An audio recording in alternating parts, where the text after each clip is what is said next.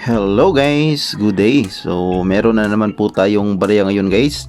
At ang i-feature nating barya for today ay ito pong Millennium Coin. Ayan. So ito po ay taong 2000. 10 piso po na BSP series. So meron tayo dito 3 piraso.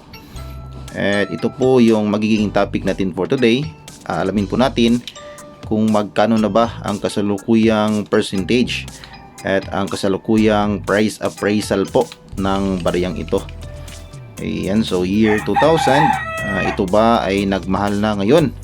Mas mahal na ba ang price appraisal or collector's value ng specific mint year na ito?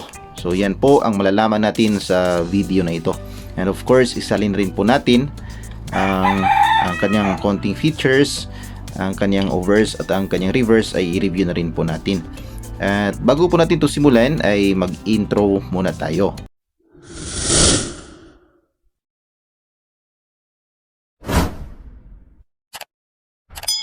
Ayan, hello po sa inyong lahat. Good day, magandang araw, mayong adlaw sa inyong tanan. At welcome back po sa aking channel. Kumusta po kayong lahat? Sana po ay nasa mabuti kayong kalagayan. So for today's video nga po, ang pag-uusapan po natin ay patungkol po dito sa 10 piso under po sa BSP series, and specifically ito po ay ang taong year 2000. Ayan, so ito po yung pinakaunang mint year po na na-release dito po sa coin series sa 10 piso. So from year 1995 to year 1999 po kasi ay mga banknote pa po ang inisyu ng BSP dito po sa ating 10 piso. So from year 2000 up until the present ay coins na po ang ginamit dito po sa ating 10 piso. So ito po i-review po natin kung magkano na ba ang kasalukuyang percentage at price appraisal po ng bariyang ito. Ngunit bago po tayo magpatuloy ay maraming salamat nga po pala sa aking mga subscribers. Maraming salamat sa inyong patuloy na panonood at sa pagsubaybay dito po sa aking munting channel. Maraming salamat din po sa ating mga OFW at mga senior citizens, sa ating mga kapwa coin hunters at mga coin vloggers. Maraming salamat po sa inyong lahat. At kung bago ka pa lamang po sa aking channel at gusto mo mga video na katulad nito na pinag-uusapan ang ating mga barya, ay huwag mo na rin kalimutang mag-like, mag-comment, mag-share at mag-subscribe. At pakipindot na rin ang notification bell para updated ka sa mga susunod kong videos. So ayun na nga guys, meron po tayong 3 piraso dito na year 2000. At sa video na ito ay update po natin ang current available price appraisal po ng bariyang ito. I-review po muna natin ang overs at reverse po. Yan, pasensya na po kayo. Ganito po talaga yung coin hunting, ang pagbabalag po. Medyo pabalik-balik rin po ang ating topic, and from time to time po kasi ay nag-update po ang price appraisal ng ating barya. Kaya yan po ang ginagawa nating vlog, nag-update po tayo. Kaya hindi po maiiwasan na magpabalik-balik po yung pagko-content natin ng specific mint year. So dito po, punta na po tayo dito sa kanyang overs at sa kanyang reverse. Unahin natin dito sa kanyang overs. So dito po sa kanyang overs ay naka-highlight po ang portrait facing right ni Apolinario Mabini at ni Andres Bonifacio. Dito po sa right side ang 10 piso na denomination, at sa left side po sa ilalim ng ulo ni Andres Bonifacio makikita po natin ang mint mark. Dito naman po sa bandang ilalim ay makikita natin ang mint year, yan year 2000. At dito po sa gilid makikita natin nakasulat po ng paikot ang Republika ng Pilipinas. So ayan po ang makikita natin dito sa kanyang overs or sa kanyang harapan.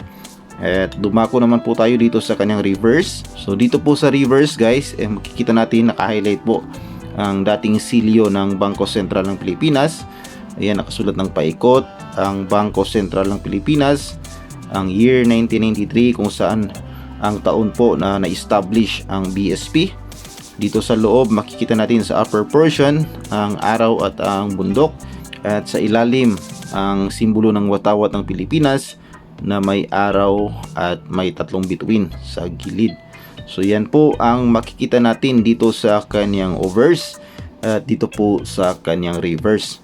So dito naman po tayo sa kanyang composition. So ang composition ng bariyang ito ay bimetallic, aluminum bronze po itong kanyang center, at copper nickel naman po itong kanyang ring. So ito po ay may bigat na 8.7 grams, diameter na may 26.5 millimeters, at ang thickness nito ay 2.14 millimeters. So ayan po ang references, KM number 278, SKU number 121. So ito nga po yung pinakaunang mintier po na nai-release dito po sa ating BSP series na coins.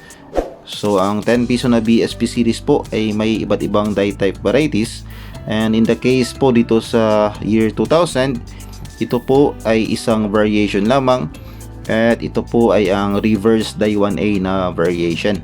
So ayan, mapapansin nyo po ang classification ng reverse die 1A. Ayan, so pinakamabilis na palatandaan dito sa reverse die 1A ayun pong maliliit po ang ipin ng kanyang cogwheel. At ang kanyang sun rays po medyo maliit din po, at malapad yung araw. So yan po ang pinakamadaling palatandaan dito po sa classification. Iba't ibang classification ng reverse die type varieties itong 10 piso. So sa case ng year 2000, isang variant lamang, at yun po ay reverse die 1. So ayan po, at meron nga po tayo dito 3 piraso na nakalagay po sa ating coin capsule. Yan, so napapansin nyo po guys, mapapansin nyo po ay medyo hindi na po kagandahan masyado ang ating barya, dahil sa luma na rin po sa ating sirkulasyon. Imagine, malapit na po tayo mag 2024, so almost exactly 20 years of existence na po ang baryang ito. So actually meron po tayong medyo maganda dito, pero ewan kung saan ko nalagay, pero meron pa tayo dito iba.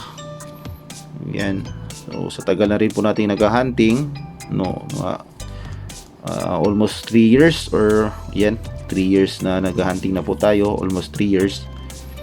May naiipon na rin po tayo na year 2000. Yan, ito po ay semi hard to find, at i-update natin mamaya kung ano ba ang status nito. Ito pa rin ba ay nanatiling semi hard to find, at mataas na ba ang value? So 1, 2, 3, 4, 5, 6, 7, 8. So may 8 pieces po tayo dito guys. So punta tayo guys dito po sa n.numista.com, at i-check natin ang status ng baryang ito. Yan. So prototype dito sample ay year 2001, courtesy of Sir Darius Selva Collection. Yan.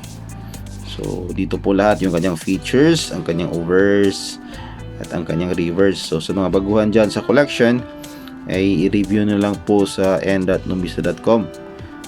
Nandito rin po ang mga die type varieties. Yan. Dapat nyo pong pag-aralan kapag kayo po ay baguhan sa coin collecting. So nandito na po tayo guys sa year 2000. So yan po, as you can see, ito po ang pinakaunang mintier po sa ating 10 piso na BSP series. So reverse die 1A lamang po ang kanyang variation, wala pong iba. At siya po ay may kasalukuyang percentage na 7%. Ayan, so medyo malaki na, medyo maliit na rin. At meron po siyang 4 po na price appraisal po dito. Sa kanyang very fine at sa extra fine na condition ay 27 pesos. Sa kanyang almost uncirculated ay 85 pesos. At sa kanyang uncirculated na condition ay 180 pesos. So far ay medyo wala pong kaibahan, or hindi po nagbago ang value nito since the last time po na nag-update po tayo dito sa year 2000. So almost the same po ang value. Ayan, 180 po ang pinakamalaking price appraisal dito po sa kanyang uncirculated na condition. So yan guys ang current status nitong year 2000. Kapag meron po kayo nito, and yung hawak natin ay pwede nating presyohan ng dito po sa Numista 27 pesos lamang po. Ayan, hindi po kasi kagandahan yung condition, pero medyo mahirap na rin po itong mahanap sa sirkulasyon itong year 2000. So depende po sa usapan ng buyer at ng seller. Kapag nakahanap po kayo ng buyer, or kapag kayo po ay bibili, Depende na lamang po sa tawaran ng buyer at ng seller.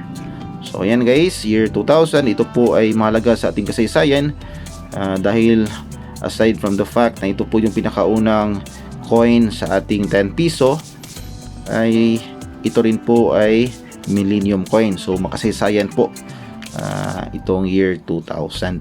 So yan lamang guys ang ating update dito po sa specific mint year na ito, year 2010 Piso BSP series. At sana po ay nakapagbigay na naman ako ng kaunting kaalaman, kaunting update sa inyo regarding po dito sa ating hobby na coin collecting. At kung bago ka pa lamang po sa aking channel, ay huwag mo na rin kalimutang mag-like, mag-comment, mag-share at mag-subscribe. At pag-ipindot na rin ang notification bell para updated ka sa mga susunod kong videos. And that's it for this video guys, and we'll see you again next time. God bless.